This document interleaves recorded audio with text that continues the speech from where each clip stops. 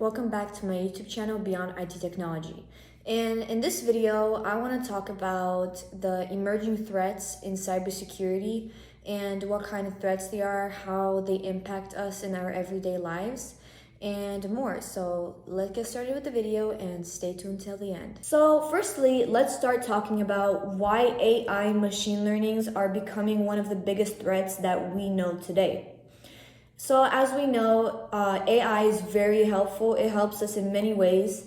I've created videos on how AI helps with everyday, like how AI helps us to create videos and how AI helps us with work, even with homework from school for schoolers. And it just does so many things that that makes our life so much easier. But there's also a bad side to AI and machine learning, because cyber criminals are learning how to use it for their personal gain, like creating phishing campaigns. They've learned how to craft sophisticated malware, and they're using all of these new tricks and tactics into leveraging people into clicking things, or just what hackers do. So there's a good side to AI and machine learning, a very good side, and there's also a bad side to it. Next, we have the supply chain attacks. And you guys might be asking, why have supply chain attacks become a very popular method for hackers? So they use it by targeting software suppliers. So like they indirectly compromise the security of the final users, which they then demonstrate interconnected nature of digital dependencies. And that's usually how hackers use supply chain attacks to, again, manipulate us. So I want to tell you guys a quick definition about what is a supply chain attack. Just so you guys, while you guys keep on going with the video, if you guys don't know what it is, so you guys are like, oh no, what is it? So you guys don't have to search it up. I'm just going to read a quick definition. So a supply chain attack, also known as a value chain or a third-party attack, occurs when an attacker infiltrates your system throughout an outside partner or provider with access to your system and data.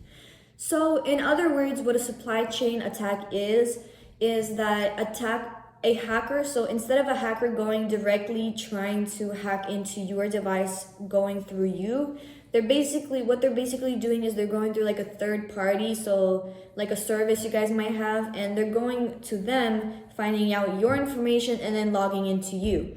So they're kind of doing it like not through your secure system, but through someone's vulnerability. The reason why supply chain attacks are particularly dangerous is because they exploit a trust relationship between businesses and their suppliers and service providers.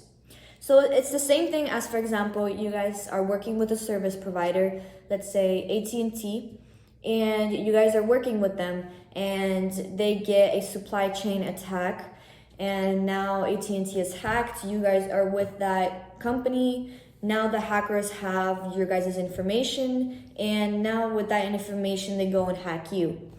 That's basically now your relationship with AT&T is ruined. You'll never go back there again. The reputation is ruined. That's why it's one of the most dangerous attacks that most companies, well, all companies, do not like.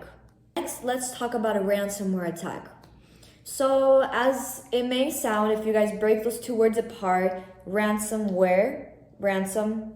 So what a ransomware attack is when a hacker hacks into a company and they take all their information, and until the company that the hacker stole from, until the company pays out the ransom that the hacker wants, the hacker will not give the company back its information.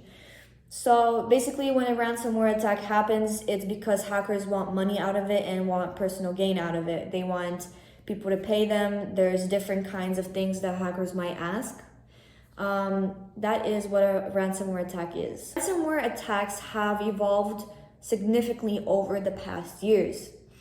They've mostly been evolving around businesses, healthcare institutes, government agencies, mostly because those kind of businesses, and that's mostly because business, healthcare, and government agencies is like the biggest source of income that they can get from a ransomware attack. So if you do hack like a big business or a government agency, they have just so many clients and so many things they need to protect that they're gonna have to pay out the money, because if they don't, they're gonna lose all of their information, all their clients, and then it's just gonna be a total disaster.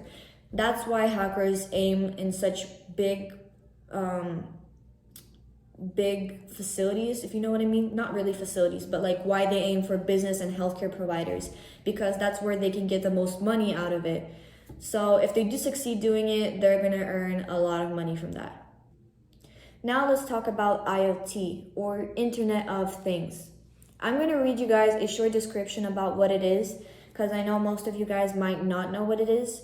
So, Internet of Things devices refers to a wide range of physical devices connected to the internet, which are capable of collecting and exchanging data. These include everyday objects like smart thermostats, security cameras, wearable health monitors, connected cars, and a multitude of other devices that contain embedded technology to communicate and interact with the external environment, other devices, or systems.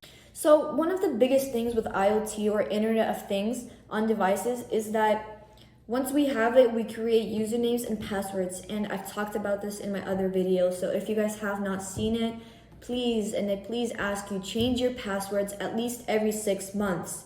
Always have a character, uppercase, lowercase letter, and about eight characters. Please, it's really important to always change your passwords and to keep them always updated, because if you keep them the same for too long, it's much more easier for hackers to figure out. Also, another thing with IoT, or Internet of Things, is that they sometimes have a problem with automatically updating. So they sometimes stay in their old version, which is more vulnerable than a new one would have been, and that's how hackers also hack into it. So some things you can do to help protect Internet of Things. One of the things is always keep them updated, always update them regularly. Also, buy IoT devices from firms or companies that regularly do checkups on them and make sure that they don't have any vulnerabilities or that everything is okay with them. Also, use secure networks. So don't connect your IoT device to, for example, a Wi-Fi or internet that you're using, that you use for home, for everything else. Use it like connected to a separate internet, or like, if you know what I mean, like connected to a separate network, so that it doesn't get mixed up with your personal, or if there's any vulnerabilities in your personal, if it's not that strong, so that your IoT device doesn't get hacked. So lastly, I want to talk about deepfakes and information manipulation. So these two things are emerging, and these might be the potential tools for cyber attacks. So what these are is they are AI generated fake audios and videos that can be used for like phishing attacks, and mostly used for misinformation, and also could be posted to then create a ransomware attack. So deepfakes is like an AI that creates videos that might seem real to us, but that are not real. Most of them are used for ransomware attacks for large corporations, for example.